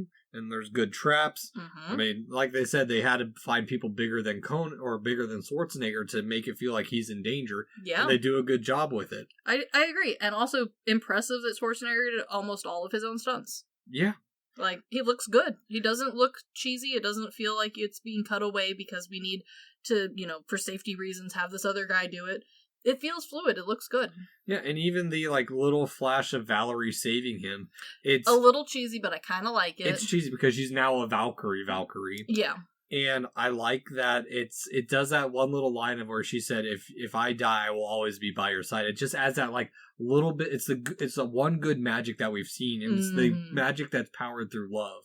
Yes. And also what's great too is because he breaks his father's sword. Mm-hmm. And it's because like it goes back to like this seal will never break as long as you believe in Crom. And so it goes back to that he's only as strong as his belief in Crom, or his belief in the battlefield. As long as he believes enough in Crom, it doesn't matter what sword he has, even though his Atlantean sword is better than his dad's sword. Don't worry about it. But it also, like, when Thulsa Doom goes to kill the king's daughter, it shows his cowardness of he's trying to kill the weak thing that he has at least a little control over now that he doesn't have the numbers anymore. Exactly. And it's also a way to show the hypocrisy in his teachings, just still using violence to get his way, even though he's not the man he was when he killed Conan's village. I was going to say, it's a really clear downfall from the warlord that he used to be. Oh yeah, well, like he decided to go from being a warlord to a cult religious leader, and those two things, it's hard to go back the other way. Yeah, well, and we see it falling apart because one, he's probably lost all his muscle now. Yeah. And he's setting up the way to cleanse the cult of, we've been corrupted. Now we're going to take down anyone we suspect of any wrongdoing. And it's a great way to end your numbers really quickly. Burn you the way to paradise. Which I also like when Conan does come up to him, he's trying to replace him as his father, too, of like, again, bringing back of like, didn't I kind of teach you this? Without me killing your family, you wouldn't be the you are today. Which is such a long stretch, because like, he literally only killed his parents. He was not the one to like give him the education or the chances in the ring or any of the training that he had. Literally, the only thing you did was kill his family and then leave. Sell him to save slavery. Yeah, like, you were barely involved. Mm-hmm. And I love that it builds in, like, no hesitation and his killing feels just. Yes, and also, the practical effect for the head looked really good. It looks really good. Well, and even after he kills him, like, when he's sitting on the stairs, it's that silent pensiveness, just the way he feels lost. Like, what do you do now? Yeah. Yeah. Destroy the past to carry on, because he's not going to be the cult leader. Yeah. They're going to have to find a new cult leader and do it themselves. Because Conan has other plans. Yeah. Complete to ride off of the sun into the sunshine in the horizon as we get the telling that he will be great one day and setting up the next story to be told. A zombie flick. The promise of such a good franchise soon to be ruined. Yeah, which I get it, because, like, I do too. The studio was very nervous because the original cuts of this movie, very violent. Even though being tamed properly by today's standards, they had 3X ratings before they cut it down to an R rating. No, and, like, yes, this movie is tamed by today's standards for most adults. This is still a lot, and I think it would, even by today's standards, would still struggle to get the rating that it would want for a good audience. Sword and Magic always has done well with a younger audience, because fantasy always will. The adult rating makes it difficult. I see why those in charge would want the next film to be accessible to teenagers. Yeah, well, and the thing is, like, on top of that, Conan was a huge success, because there really hadn't been a sword and sorcery movie up to that. I mean, they were talking like they were worried about the premiere because, like, guys in biker gear were showing up, and they're like, maybe this isn't right. But even though it wasn't like the top 10 highest grossing films, it had to be released in 3 theaters running continuously. And to be fair, 82, I just said 84 earlier, that was Conan the Destroyer. 82, Conan the Barbarian. Mm-hmm. Same year as E.T., Rocky 3, Star Trek 2, and Poltergeist. So, like... And honestly, a big reason that it got backing at all in the first place was because of the success of Star Wars, which was in a very similar vein of fantasy action. However, Star Wars was a much more family-friendly, like, story from the beginning. Oh yeah, well... And so, like, they knew they were taking a risk by making it adult, and knowing who they had picked for all of this, knowing what struggles and how, honestly, in the pockets of the money these guys unfortunately were, I am no way shocked that the next one was nowhere near the same as this. Well, Cobb was also working on designs across the hallway from Spielberg on Raiders of the Lost Ark. Yeah, that makes a lot of sense. Which, again, Raiders of the Lost Ark, I think, was closer to the rating that the original studios were wanting for this movie, which, still spooky, still too much, at least at the time, for most young teens, like some older children. We didn't have a PG-13 rating. No, and honestly, that movie's a whole different topic of ratings and who it was for. I think this is what they wanted that movie to, like, that rating, it's what they would have wanted. But it didn't exist. And, granted, I know this is a little bit of hindsight, I don't think Conan would have lived in the same infamy. I think it would have eventually been absorbed, and Marvel would have had to deal with this sucker. I wonder if Marvel can use their comics. We'll kind of get into that. There is some awkwardness around the idea of Conan, because the original licensing did unfortunately go to court as for who owns what part of Conan. There are lots of parts, much like several other franchises we've talked about. Technically, other film versions of Conan probably could exist. They would have a really hard time getting funding for them. I have no doubt they would be taken to court, and that nobody wants that, so they're probably not going to do it. Mm-hmm. That's kind of why the only other versions of Conan we have seen have been comic books, video games, and some TV shows. Okay. So, will we ever get a different Conan? Maybe, but probably not. Yeah, but that's the thing, is, like, the legacy lives on. One of the interviews in the special features is from Robert Eggers, which I wasn't expecting to see. Yeah. But it was a heavy influence on the Northmen. 100%.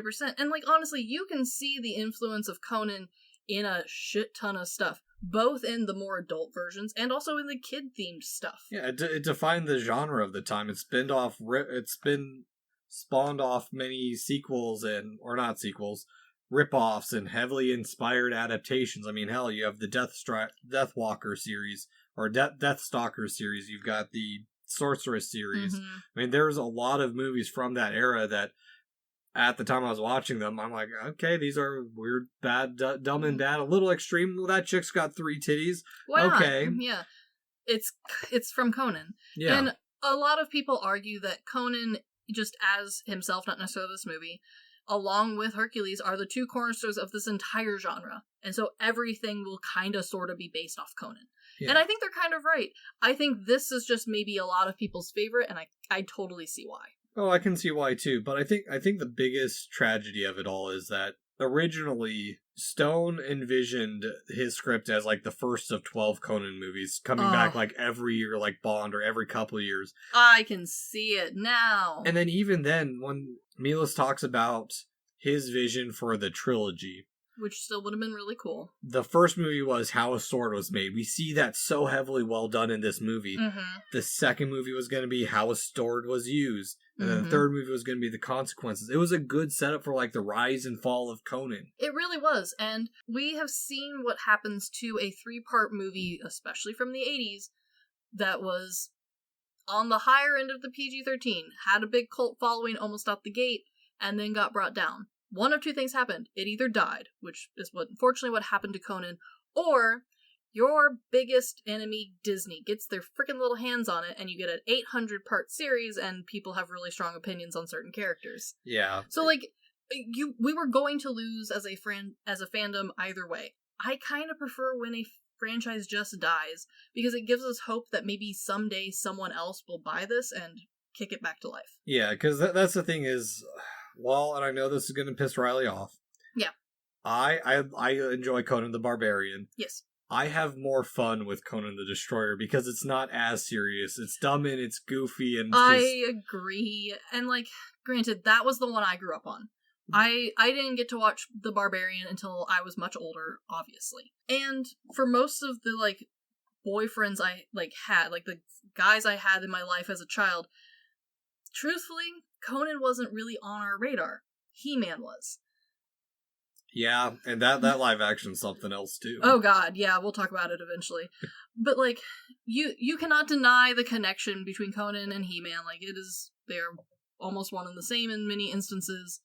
It's just, one was so much more for kids, and it was just when we were kids. Granted, I know we were not the peak He-Man club, but there was a lot of reruns happening at the time. The undoubtable toy collection was strong. Real strong. And if you were into the sword franchise, there was a kind of a limit when we were kids, because we were kind of more the military Teenage Mutant Ninja Turtles sort of time frame. I wasn't into I know, but like, I was a Pokemon kid. Yeah, that was kind of the other thing. Yeah. So like, I get the love and the cult following of Conan the Barbarian, but I also see why it changed directions, and I also see why they decided just to end it where they left it. Yeah, it's a completely different movie than the first one. It's a standalone adventure compared to like a continuation of what it's set up to be. 100%, and that's also why, even though it's not good, the new one I still have fun with, because honestly, with the understanding that Conan is, much like a lot of classical literature figures, just at this point an idea as less of an actual like solid character, I still have fun with it. It's stupid, it's not as good by any means, but in the same way the new Kong isn't as good or as deep. No. But I'm still enjoyed it. I still watched it. So like, I do have hope for future Conans. I still do think that like maybe his future continues to lie in the lesser, smaller works like books, magazines, comics, and games. Yeah, just don't bring the or the animated Red Sonja. That one's awful. Yeah, honestly, and one of the places that Conan has really taken off is the tabletop world. Granted, there's not anymore. I know there used to be a like straight tabletop game, but the idea of Conan has perpetuated himself into a lot of very big tabletop games, and he will continue to do so because he's a classical piece, and he fits right in home with a lot of those nerds. Yep. So, I don't think Conan's going anywhere, but will we get another Conan the Barbarian? Probably not. No. So, Chris, what do you rate on our Good, Bad, Weirds Go Conan the Barbarian? This one's really hard for me, because there's a little bit of everything, but not a lot of everything. I think for me, this is mostly just good, bad. I don't think there's enough weird for me to give it the full trifecta, but it is really close. Yeah, I am going to go with a solid good. I don't think the parts I joke about, I don't think they're bad. Yeah. It's just a good way to pace the story and keep everything moving. I do think that while it sets the standards for fantasy, I think it's impressive going back and rewatching it, especially a couple years after us doing, well, actually more like, I think it's like 4 or 5 years after doing Lord of the Rings now, how you can see how this set that standard and the just enough detailing of primeval times to, or not even primeval, prehistory times. You can see the craft that went into making this movie. 100%. So, Chris, do you recommend watching Conan the Barbarian? Yes, but not to everyone. This movie is, I mean, it's an 80s film. It's still kind of a lot, and it's definitely not to everyone's taste. If you like a goofy, stupid fantasy action 80s and you somehow missed Conan the Barbarian, this is 100% your movie. You're gonna love it. If boobs and blood don't bother you, you will also probably love this movie. But I think the average person probably isn't missing a whole lot by skipping Conan. Yeah, I think from a film history standpoint, definitely go watch it. It's awesome. Yeah. It's dumb. It's got a lot of fun moments to it. It's hard to fully recommend it to a wide group of people, I guess. Yeah. The other thing I will say is if you've watched it and you liked it as, like, just a, in general, movie watching experience, we didn't even cover everything that we learned in that stupid DVD. Oh, God, no. There is so much more, all the way down from the props to the costuming to the sets and locations this was filmed at. This movie is surprisingly deep, and we don't have time or, honestly, the effort to go through all of it. It would be a multi-part series. And while we love Conan, that's not where we're trying to put our focus this time. Nope. But if you watched it and you liked it, and you remember it fondly, maybe it's time to do a deep dive on it, because you'll be very surprised by how much effort actually went into this. 100%. Yeah. Again, I do want to thank you, Riley, for participating. We got one more micro review that you chose, and I'm looking forward to what Chris and I have chosen for our good, bad, and weird picks. Absolutely. I'm hitting the Criterion collection a little harder than I thought I was going to, but... worth it in the long run. Yeah, so... But no game for the season 7, so we're just straight podcasting. Nope, we're just driving. Yeah, but anywho, this has been the Good, the Bad, and the Weird podcast. Thanks for listening. Peace.